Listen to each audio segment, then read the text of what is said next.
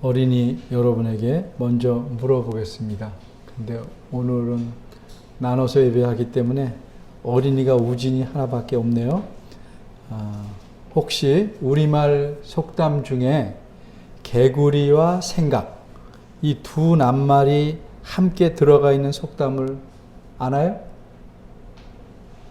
말해볼래요? 예? 몰라요? 생각이 안 나요? 예. 우리말 속담에 개구리 올챙이적 생각 못한다, 이런 속담이 있습니다. 무슨 뜻인가요?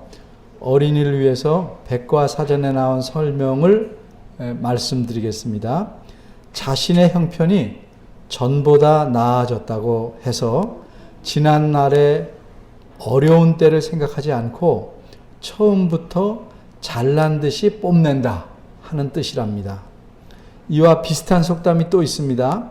거지가 밥술이나 먹게 되면 다른 거지에게 밥 한 술도 안 준다, 이런 속담도 있다고 합니다.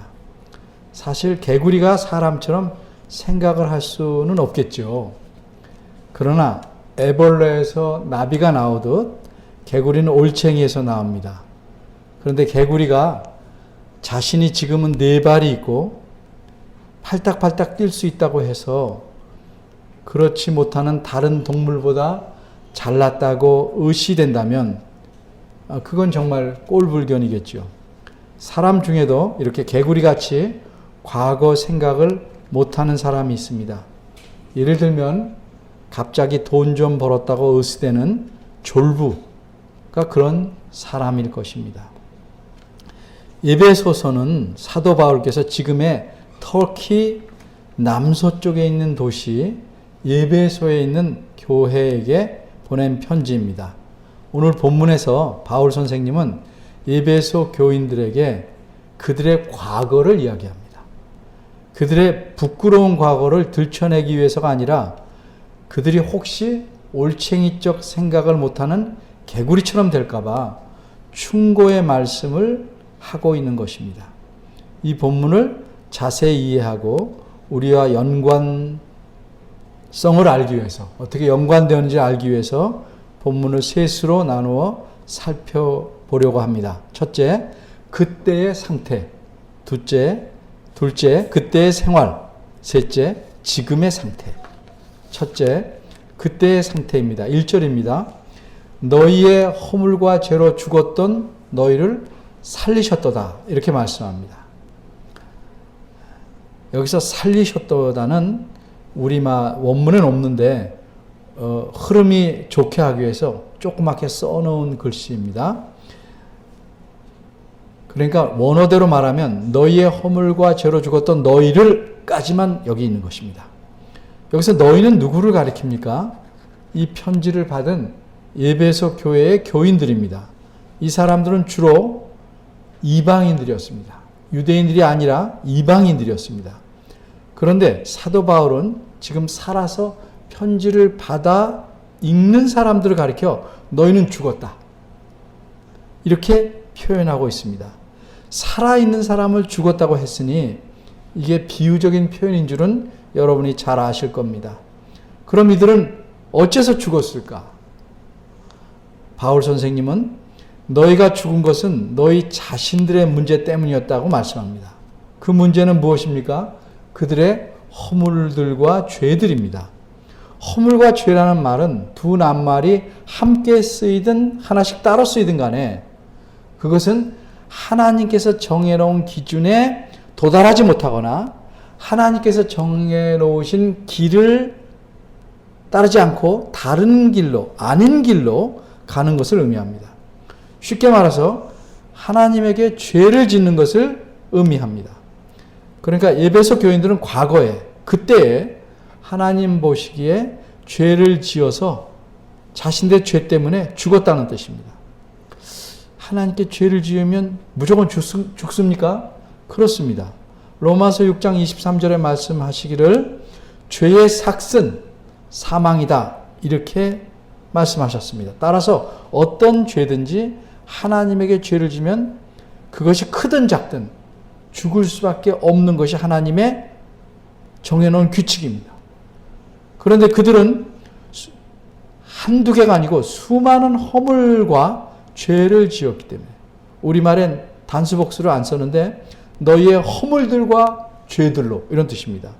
수많은 허물들과 죄를 지었기 때문에 그 죄들 때문에 죽었다, 이렇게 말씀하고 있습니다.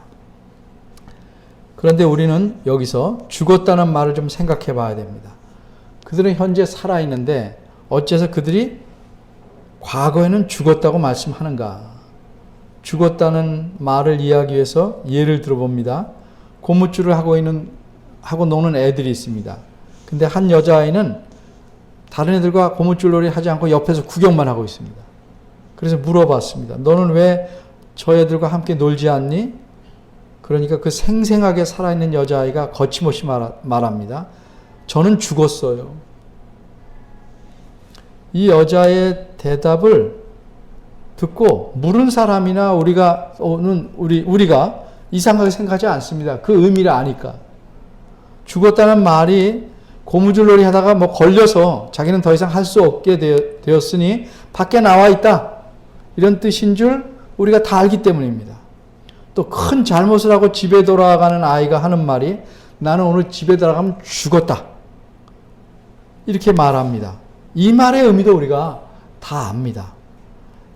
이처럼 성경 말씀에 죽었다고 한 말도 비유적으로 이해해야 합니다. 그럼 1절에서 죽었다고 한 것은 무슨 의미일까? 2절을 보면, 여기 동사를 보면 그 가운데서 행하여 세상의 풍속을 좇고 공중의 곤순잡이를 따랐으니, 이렇게 너희가 행하여 좇고 따랐으니, 이런 말씀이 있어요. 그러니까 죽었다는 말은 아무것도 못한다는 뜻은 아닙니다. 육체가 죽은 사람이라면 이렇게 행하고 좇고 따를 수 있겠습니까? 없죠. 그러니까 1절에서 죽었다는 것은 육체적인 죽음을 말하는 게 아닙니다. 몸이 죽었다는 뜻이 아닙니다. 이건 무슨 뜻일까요? 하나님과의 관계의 면에서 말씀하는 겁니다. 우리가 잘 알다시피 창세기 2장 17절에서 하나님께서는 아담에게 선악의 지식나무 열매를 먹지 말라 경고하시면서 뭐라고 말씀했습니까? 내가 먹는 날에는 정령 죽으리라. 근데 그 부부는 그 열매를 먹었습니다. 그래서 어떻게 되었습니까? 죽었습니까? 안 죽었습니까? 죽었어요? 안 죽었어요? 안 죽었어요? 죽었어요? 대답이 곤란하죠. 죽었다, 안 죽었다 그러면 정령 죽는다 그러는데 안 죽었네? 그럼 거짓말 하신 건가? 거짓말 안 하셨다면 죽어야 되는데 안 죽었네? 어떻게 된 건가? 안 죽었다고 생각하신다면 죽음이란 말을 육체적인 죽음이라고만 생각하기 때문입니다. 그렇게만 생각하면 안 죽은 거예요. 근데 여기서 죽음이란 말이 그런 뜻인가? 성경에서 말씀하는 것을 우리가 이해해야 되는데, 죽음의 반대말이 뭡니까? 쉽게 말하면 생명입니다. 그럼 생명이란 무엇입니까? 목숨만 이렇게 붙어서 숨만 쉬고 있는 게 생명입니까? 그게 아니고, 생명이란 포괄적입니다.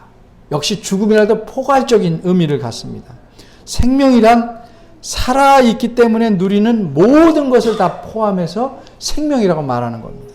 그럼 죽음이란 생명의 반대말이니까 무슨 뜻이에요? 살아서 누리는 모든 것을 다 잃어버리는 게 죽음입니다. 그러니까 창세기 2장 17절에서 하나님께서 말씀하신 죽음이라는 것은 포괄적인데 단지 육체의 죽음만을 말하는 것이 아니라 이거죠. 그것도 포함하지만 그것만 말하는 게 아니라 이 말이죠. 아담과 하와가 금지된 열매를 먹음으로써 하나님과 친밀한 관계가 끊어지고, 그래서 하나님과 함께 살던 에덴 동산에 쫓겨나고, 그리고 마지막 결과로 육체적인 죽음을 맞이하게 되는 것, 이거를 다 합해서 죽음이라고 표현한 거예요. 그러니까 정령 죽으리라, 죽은 거죠. 그리고 그 마지막 결과는 약 1000년 후에 맞이하는 것이죠. 하나님의 은혜로 길게 살았던 거죠. 이처럼 하나님의 관계가 끊어졌기에 이게 죽음의 본질이에요. 나타난 결과가 육체적인 죽음입니다.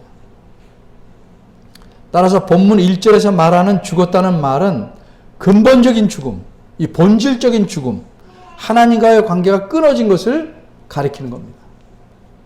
예를 하나 더 들면 이런 것입니다. 부모님을 이제는 만날 수 없는 자식이 부모님을 그리워하면서 생각하면 가슴이 아프고 그렇습니다. 왜 못 만나냐면 부모님한테 저지른 잘못이 하도 커서 다시 관계를 맺기도 힘들어서 그렇습니다. 그래서 처절한 심정으로 나는 부모님에게는 죽은 자식입니다. 이렇게 말할 수 있겠죠. 이때 죽었다는 말이 단순히 육체적인 죽음이 아니라는 걸 우리가 잘 압니다. 부모님과의 인간관계가 끊어져 버린 것을 죽었다고 표현하는 것입니다. 그런데 특이한 점은 자식이 자기 부모와 그런 인간적인 관계가 끊어진 것은 이렇게 인식하고 있지만 하나님과의 관계가 끊어진 사람은 자신이 죽었다는 사실을 인식하거나 인정하지 않습니다. 이게 특징입니다.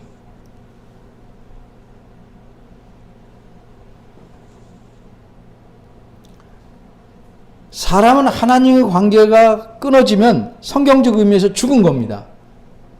그렇지만 그 사람의 육신은 여전히 살아 있습니다. 그러니까 하나님과의 관계가 끊어진 사람도 자기 육신이 살아 있으니까 살아 있다고 생각하고 삽니다.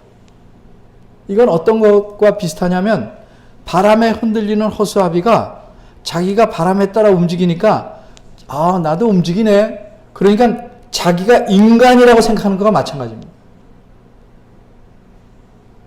성경적 의미에서 보면 하나님과의 관계가 끊어진 사람은 이런 말을 들으면 싫어하겠지만 춤추는 허수아비에 불과합니다.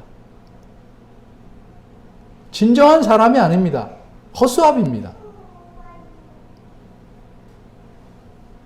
어쨌든 하나님과 관계없이 살아있는 사람들은 허수아비가 춤을 추듯 여전히 그래도 신나게 살아갑니다. 그럼 이런 사람들은 어떻게 신나게 사는가? 그들의 삶이, 생활이 어떠한가를 이제 살펴보겠습니다. 두 번째, 그때의 생활. 2절입니다. 여기서 그 가운데, 그때 너희가 그 가운데서란 말이 있는데 이거는 너희가 저지른 죄와 허물 속에서라는 뜻입니다. 따라서 너희가 그 가운데서 행하여라는 말씀은 너희가 죄와 허물을 계속 짓고 살아간다는 의미입니다. 그러면 하나님과 무관하게 관계없이 사는 사람은 어째서 죄와 허물 속에서 살 수밖에 없는가? 그 이유는 그 다음 구절이 알려줍니다. 그 이유가 무엇입니까? 이 세상 풍속을 좇고 라는 표현입니다. 이 세상 풍속을 쫓아서 살아가기에 죄와 허물 속에서 살 수밖에 없다는 말입니다. 이 세상 풍속, 이 세대의 풍속이라는 건 뭐예요? 근본적으로 하나님의 기준이나 뜻에 어긋난 것입니다. 그러니까 하나님과의 관계에서 계속 허물과 죄를 범하며 살 수밖에 없는 것입니다. 이 세상 풍속이라는 게 뭡니까? 이 세상에서 기준으로 세우는 가치체계입니다. 이것이 좋은 것이고 이것이 제일인 것이고 이것이 우선인 거고 이런 가치체계입니다. 그래서 세상 풍속을 따라 산다는 것은 이 세상에서 가장 귀하다고 생각하는 것, 이 세상에서 가장 값지다고 생각하는 것, 이 세상에서 가장 힘있다고 생각하는 것, 그런 것들을 얻으려고 추구하며 살아가는 것입니다. 아주 더 쉽게 말하면 돈을 목적으로 삼고 사는 겁니다. 돈을 위해서 살고 권력을 위해서 사는 겁니다. 크고 작은 힘을 얻기 위해서 사는 겁니다. 남들 앞에서 의스대기 위해서 살고 결국은 허망해질 명예를 위해서 살아갑니다. 그리고 이렇게 추구하는 것들이 잘 되는 방향으로 나아가면 신이 납니다. 그렇게 못 나가는 것을 보면 남과 비교해서 좌절합니다. 포기합니다. 속상해합니다. 그런 마음을 갖는다는 것 자체가 이 세상 풍속을 따라 산다는 겁니다. 그리고 이 세상에서 추구하는 것을 성취하면 자신이 성공하였다고 생각하고 자신이 살아있음에 보람과 만족을 느낍니다. 이게 이 세상 풍속을 쫓아 따라 사는 사람들. 이 세상 풍속을 쫓아 사는 사람의 태도입니다. 물론 돈이 나쁜 것 아니고 권력이 나쁜 것 아니고 명예가 나쁜 것 아니지만 그런 것을 최고의 기준으로 놓고 추구하며 살아가는 것, 그래서 그것이 없으면 몹시 비참하고 패배하고 낙오됐다고 느끼는 것, 생각하는 것, 그것이 곧 이 세상의 풍속을 따라 사는 겁니다. 그러니까 그렇게 살기 때문에 허물과 죄 속에서 계속 생활에 갈 수밖에 없습니다. 이런 걸 모르니까 그리스도인들도 늘 그렇게 살며 세상 사람과 쳐져서 비교해서 뒤처진다고 느끼면 낙심하는 겁니다. 여러분, 돈에 대해 생각해 봅시다. 이 세상에서 내가 만족할 만큼 그 얼마든지 돈을 많이 가지려면 그 돈을 벌기 위해서 정직하게 살 수 있다고 생각하십니까? 이 세상 구조에서?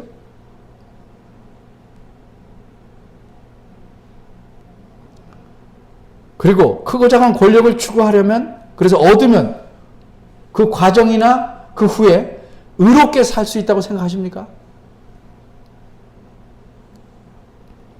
이 세상에서 오래오래 명예를 유지하려면 정말 온전하고 합당한 방법으로 될 수 있다고 생각하십니까?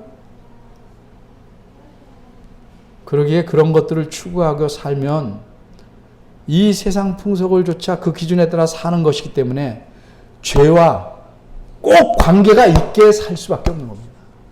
죄를 짓고 살 수밖에 없는 겁니다. 그럼 여기서 또 드는 생각이, 어째서 이 죽은 사람들은 그렇게 세상의 풍속을 좇아서 살아가야만 할까? 그 배후에는 무엇이 있을까? 2절은 이렇게 말씀합니다. 공중의 권세 잡은 자를 따랐다. 여기서 공중의 권세 잡은 자는 누굽니까? 에베소 6장에 보면 6장 11, 12절에 특별히 그는 마귀임을 압니다. 다른 말로 하면 사탄입니다. 이 세상은 두 영역으로 이루어졌는데 예수님께서 재림하실 때까지는 이 두 영역이 섞여 있습니다. 예수님이 재림하시면 한 영역만 남지만 이 세상엔 두 영역이 섞여 있습니다. 여기까지는 여기고 이렇게 말할 수 없습니다. 근데 이 한 영역은 하나님께서 다스리는 하나님 나라고, 다른 영역은 아직은 하나님 나라에 속하지 않은 부분입니다. 근데 이 부분은 누가 주장하고 쥐락펴락하고 하고 있느냐? 마귀입니다. 마귀. 이렇게 아무리 말해도 죽은 사람들은 이 말을 믿지 않습니다. 왜냐? 그들은 눈에 보이는 것들만, 그리고 자신이 가진 그 좁은 판단에 들어맞는 것들만 믿으려 하기 때문입니다. 그들은 이 세상이 두 영역으로 섞여 있다는 사실을 전혀 믿지 않습니다. 이것이 또한 죽은 자들의 특징입니다. 하나님과 연관되어 말하는 이야기에 대해서는 귀를 닫고 듣지 않고 받아들이지 않습니다. 그럼 어째서 이 죽은 사람들은 하나님과 연관된 내용에 대해서는 무조건 안 듣고 받아들이지 않으려고 할까? 한마디로 그 죽은 사람들 마음에는, 그들의 마음과 생각에는 절대적인 영향을 미치는 존재가 있기 때문입니다. 물론 죽은 사람들 자신은 그런 존재를 부인하거나 자기가 그런 존재의 영향을 받는다는 걸 인정하지 않습니다. 그런데 그들이 부인한다고, 그들이 인정하지 않는다고 그 존재가 없어지는 건 아닙니다. 그들은 모를 뿐입니다. 내 눈에 공기가 보이지 않는다고 공기는 없다, 그래서 공기가 없는 것 아니에요.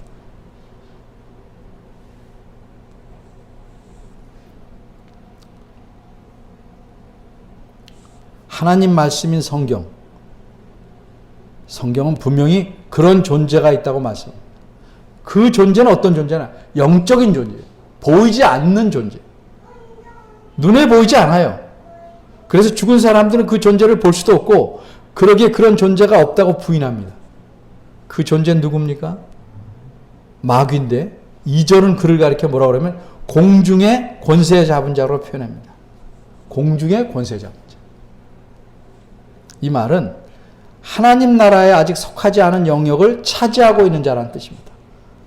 그러니까 그는 자기 뜻대로 하나님 나라 밖에 있는 사람들에게 절대적인 영향을 미치는 존재입니다.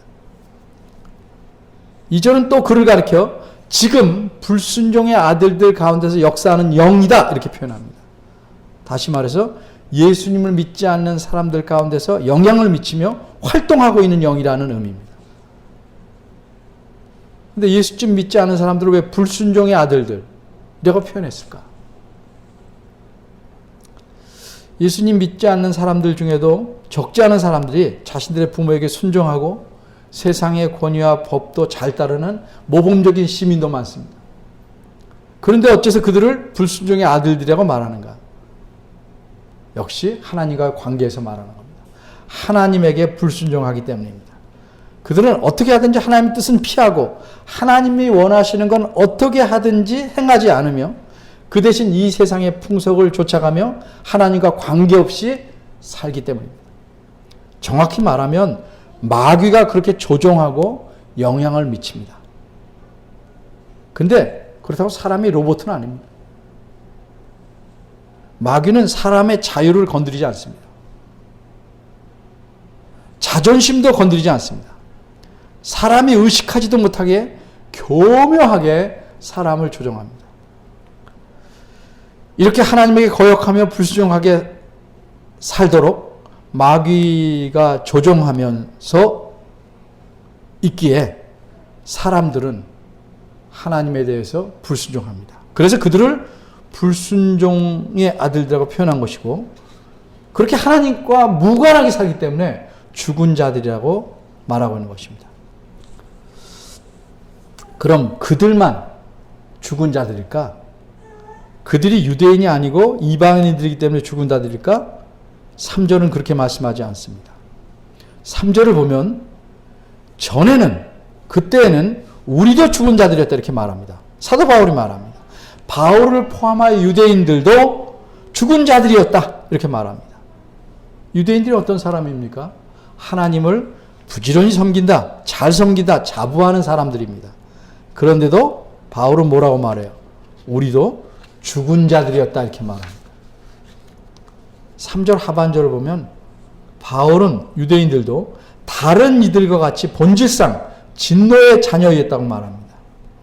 그러니까 바울의 논리는 이방인이나 유대인이나 막론하고 모든 사람이 전에는 그때에는 예수 그리스도를 믿기 전에는 다 죽은 사람들이었다. 그래서 하나님의 진노로 멸망받아 마땅한 사람들이었다고 말하고 있는 것입니다. 3절을 더 보겠습니다. 전에는 우리도 그 가운데서, 여기서 그 가운데서라는 말은 허물과 죄를 가리키는 게 아니라 그들 가운데서 불순종의 아들들을 가리키는 말입니다. 다시 말해서 우리도 불순종의 아들들과 같은 거기에 속해 있었다는 뜻입니다. 전에는 모든 사람이 예외 없이 불순종의 아들이었습니다. 그래서 죽어 있는 겁니다. 그러면 이 죽어 있는 사람들이 살아가는 생활이 어떠했습니까? 그들은 이 세상의 풍습을 좇고 공중의 권세 잡은 자를 따라 생활합니다. 이 세상에서 아무리 존경을 받는 위인이라도 청소년의 우상이 되는 운동선수나 연예인이라 할지라도 이른바 NBA 농구선수라 할지라도 선한 일을 많이 하는 자선사학가라 할지라도 큰 업적을 남긴 학자나 예술가라 할지라도 그리스도 밖에 있으면 미안하지만 사실대로 정확히 말하면 그 사람은 자신이 인정하든 인정하지 않든지 그는 마귀의 영향에 매여서 살아가고 있는 겁니다. 바꿔 말해서 하나님과 관계없이 하나님의 뜻을 아랑곳하지 않고 살아가고 있는 것입니다. 그럼 이 세상의 풍속을 쫓아 살며 사탄의 영향에 따라 사는 사람의 생활은 어떠합니까? 그들의 생활을 들춰보면 한마디로 이렇습니다. 3절입니다. 그들은 육체의 욕심을 따라 삽니다. 그들은 육체의 욕심대로 살아갑니다. 이것이 한마디로 그들의 생활입니다. 여기서 육체란 말을 우리가 주목해야 됩니다. 이거는 이 몸뚱이를 가리키는 말이 아닙니다. 여기서 육체라는 것은 다른 의미입니다. 그리고 욕심이라는 게 뭐예요? 이 육체, 몸의 유지와 지탱을 위해서, 건강을 위해서 필요한 욕구를 욕심이라고 해서 말하는 게 아닙니다. 그리스도인도 배고픔 먹어야 되고 목마름 마셔야 되고 자녀와 가족을 위한 욕구도 있고 또 성적인 욕구도 있을 수 있습니다. 이런 것들 자체를 육체 욕심이라고 해서 말하지 있지 않습니다. 여기서 말하는 육체 욕심이라는 것은 하나님의 뜻을 거슬려서 하고자 하는 죄성, 죄의 특성을 가리킵니다. 죄가 되는 욕심입니다. 죄를 지으려는 욕심, 죄를 따라가려는 욕심입니다. 죽은 사람들은 이런 욕심이 추구하는 욕구를 채우기 위해서 살아갑니다. 그래서 이 죄의 욕심은 항상 뭐예요? 탐심의 지배를 받게 마련입니다. 그런데 이렇게 사는 사람들의 특징이 뭐냐면 자신들은 자유롭게 사는 것이라고 생각하고 느낍니다. 왜 그렇게 자유롭게 산다고 느끼며 생각하는가? 마음에 갈등이 없기 때문에 그렇습니다. 어째서 갈등이 없습니까? 그 다음 나오는 말에서 이유를 알 수 있습니다. 그들은 어떻게 삽니까? 자신들의 육체와 마음에 원하는 것을 하면서 삽니다. 무슨 갈등이 있어요? 하고 싶은 대로 하는데. 텔레비전과 신문을 보십시오. 죄에 대한 개념이 하나님과 연관하지 않더라도 얼마나 무뎌지고 계속 바뀌는지를 우리가 보게 됩니다. 이제는 웬만큼 악한 일이 아니면 크게 놀라지도 않습니다. 수년 전만 해도 부모에게 악한 말이나 행동을 한 자식을 보면 어찌 그럴 수가 있냐. 자식에게 그렇게 하는 부모를 보면 저게 사람이냐. 지금은 어떻습니까? 그렇게 붕괴했는데 이제는 그런 일들이 자주 수없이 일어나니까 마음은 아프지만 또 일어났군. 말세다. 붕괴하는 정도가 낮아졌습니다. 죄에 대해서 그다지 부지침도 없고 자연 친화적인 환경처럼 죄와 친화적인 관계를 슬슬 점점 더 많이 맺어가면서 합니다. 그러니까 죄와 친숙해지니까 역시 생각하는 것이나 느끼는 것이나 자연스럽게 그런 방향으로 가도 갈등을 안 느낍니다. 아무런 갈등 없이 자신의 죄성에 따라 살며 실제로는 사단의 꼬드김을 받는데도 그런 생각이 없고 자기는 아무런 강요도 받지 않고 자신의 자발적인 의사대로 행하며 자유롭게 산다고 생각합니다. 그러니까 마음에 갈등이 있어요? 없어요? 없죠. 왜 갈등이 생겨요? 하고 싶은데 못하니까 갈등이 생기는 거죠. 하고 싶은 걸 하는데 왜 갈등이 생겨요? 근데 이 하고 싶은 게 다 어디서 나온 겁니까? 죄성에서. 그러면 언제 갈등이 생겨요? 죄성을 억누르고 하나님 뜻대로 행하려면 갈등이 생기죠? 피곤하죠. 자신의 뜻에 거슬러서 해야 되니까. 얼마나 피곤해요. 물이 거꾸로 흘러야 하는 것처럼 부자연스럽고 힘듭니다. 하나님 뜻에 사는 것이. 쉬운 예를 들어봐요. 혼자 배불리 먹으면 아주 좋고 그런데 옆 사람과 배고픈 사람 음식을 나눠야 된다. 이게 하나님이 기뻐하신다. 갈등 느끼죠. 하지만 그러니까 웬만하면 옆 사람 없는 데서 혼자 먹고 갈등 안 느끼는 장소에서 먹고 그러려고 하는 게 우리 안에 있죠. 이렇게 우리는 마음의 죄성 때문에 또 죄와 친숙해진 생각과 의지가 원하는 대로 행하는 것이 우리에게는 자연스럽습니다.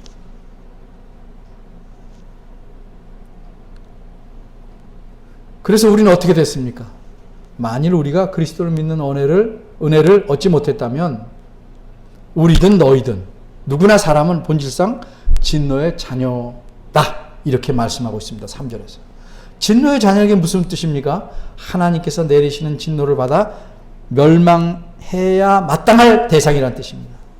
우리도 그때에는 과거에는 하나님의 공의로 멸망돼야 할 죄 덩어리였다는 겁니다. 몸은 살아있다고 하지만 실상은 죽은 사람입니다. 너희나 우리나 다 탐욕과 그 배후에서 역사하는 사탄의 노예가 돼서 살았던 사람입니다. 그러기에 하나님의 진노에 자녀들이었습니다. 이것이 성경의 가르침입니다. 아무도 여기서 예외가 없습니다. 저나 여러분이나 옛날 사람이 현재 사람이 장래 사람이나 그리스도 밖에 그대로 있다면 모두 진노의 자녀들입니다. 그런데 지금은 우리가 그리스도 안에 있는 사람은 진노의 대상이 아닙니다. 그럼 지금의 상태는 어떠한가? 세 번째, 지금의 상태. 4절입니다. 지금 에베소 교인들의 상태, 그리고 바울을 비롯한 그리스도인들의 상태, 나아가서 여기 있는 우리의 상태가 어떤지를 말씀합니다. 4절 우리말 성경에는 빠져있는 낱말이 하나 있습니다. 그것은 그러나라는 말입니다. 그러나 4절을 이렇게 시작합니다. 그러나 이 말 때문에 논리의 반전이 생깁니다. 원문대로 보면 4절을 이렇게 시작합니다. 그러나 하나님께서 에베소서 2장 1절에 7절은 하나의 문장인데 매우 길지요. 이 문장의 주어가 바로 이겁니다. 그러나 하나님께서. 이게 주어예요. 앞에 있는 건 뭐냐? 앞에 있는 건 목적어예요. 그러나 하나님께서. 그럼 동사는 뭐예요? 우리말 성경에는 5절로 가 있어요. 번역상 5절에 있는 겁니다. 살리셨다. 그러나 하나님께서 살리셨다. 이게 1절에서 7절까지 긴 문장의 핵심입니다. 주어 동사. 그러나 하나님께서 살리셨다. 누굴 살리셨을까요? 하나님께서 살리신 대상이 누굴까요? 이 대상을 강조하기 위해서 어떻게 합니까? 순서를 바꿨습니다.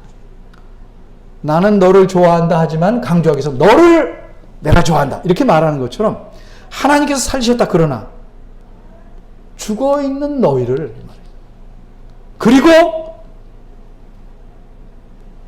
여기 5절에 있는 대로 우리를, 너희를 그리고 우리를 하나님께서 살리셨다. 하나님께서 살리신 대상은 둘입니다. 1절에 나오는 너희들이고 5절에 나오는 우리들입니다. 이 또 원문에서는 더 앞쪽에 있는데, 그러니까 너희들과 우리를 하나님께서 살리셨는데 살리시기 전에 너희가 우리 상태가 어떤지를 알려주려고 본문에서는 꾸며주는 표현을 비슷하게 달아놨어요. 1절에서 뭐라고 했어요? 너희의 허물과 죄로 죽었던 너희를. 뒤에 살리셨다는 원래는 원문에 없어서 조그만 글로 써놨다고 그랬죠? 여러분 성경이 어떻게 되는지 모르지만 이게 앞으로 나와서 너무 기니까 거기 다시 써놓은 겁니다. 실상은 없습니다. 너희의 허물과 죄로 죽었던 너희를, 자신들의 허물과 죄로 죽은 너희를, 그리고 뭐라고 그랬어요? 5절에 허물과 죽은 우리를 비슷하게 써놨죠.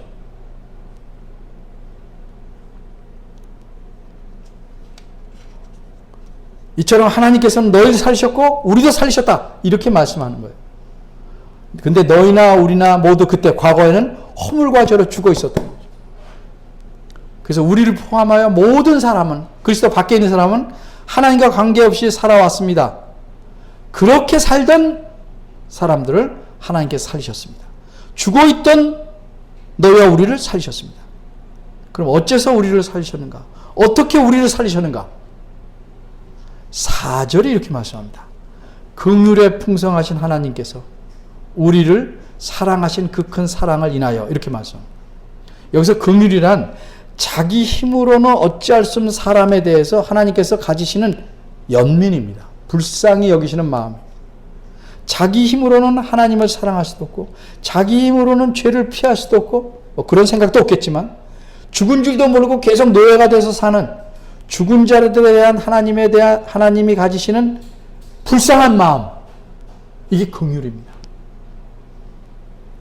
이렇게 긍휼이 풍성하신 하나님께서 그 큰 사랑으로 인해서 우리를, 또 너희를 살리셨다, 이렇게 말씀합니다. 그래서 그 살아난 사람이 그리스도인이 된 것이고 하나님의 자녀가 됐습니다. 4절부터는 설명할 게 또 많기 때문에 다음에 더 설명하려고 합니다. 오늘 본문에서 강조하는 게 뭐예요? 죽었던 너희, 허물과 죽었던 너희와 우리를 하나님께서 살리셨다는 거죠. 하나님은 그런 분이시라는 거예요.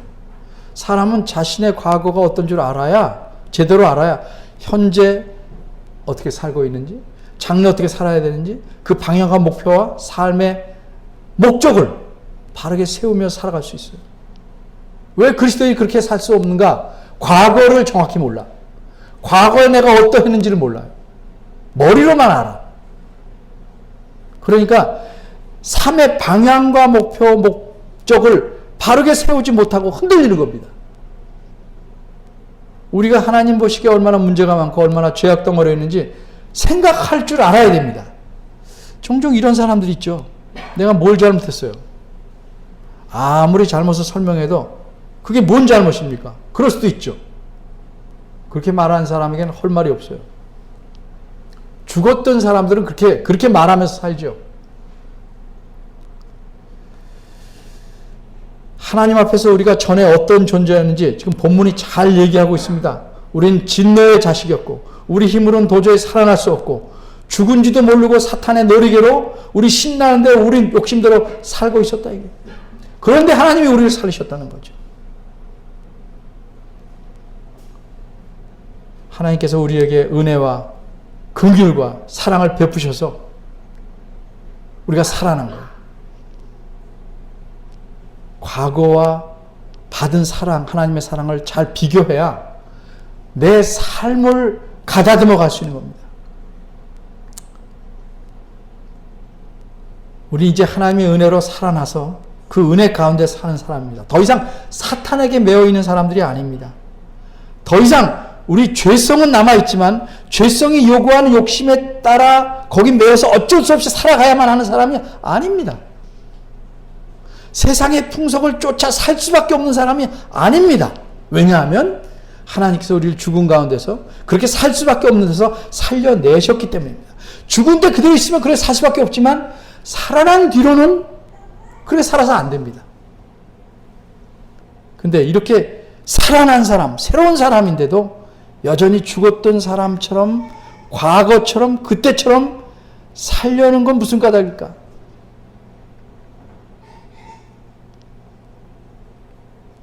올챙이적 생각을 못하는 개구리가 아닌가. 하나님의 은혜보다는 내가 뭘 해서 이만큼 산다. 내가 뭘 해야 이만큼 살아갈 수 있다. 라고 생각하는 개구리는 아닐까. 깊이 곰곰이 생각해 보시기를 바랍니다. 기도하겠습니다.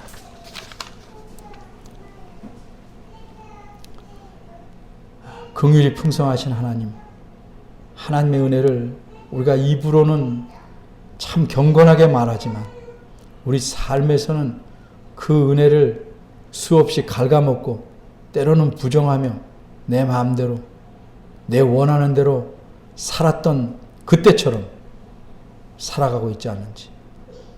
그리고 이제는 우리가 이렇게 구원 얻은 것이 뭐가 잘난 것이 있어서 그래도 조금이라도 보탤 것이 있어서 하나님의 사랑을 받았다고 생각하고 있지는 않은지 우리 자신들을 돌아보게 하시고 하나님 앞에서 크게 감사하며 진실된 마음으로 하나님을 기쁘시게 하며 살아가는 저희들 되도록 이끌어 주옵소서. 예수님의 이름으로 기도합니다.